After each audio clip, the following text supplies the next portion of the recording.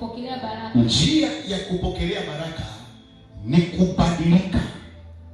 Unapoamua kubadilika, maana yake umetengeneza njia ya kupokelea baraka.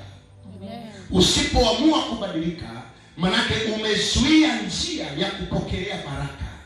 Baraka haziji maeneo yenye mabonde na milima na nini na nini. Baraka ni kama gari. Haleluya. Baraka ni kama nini? Kama gari. Ni kama gari.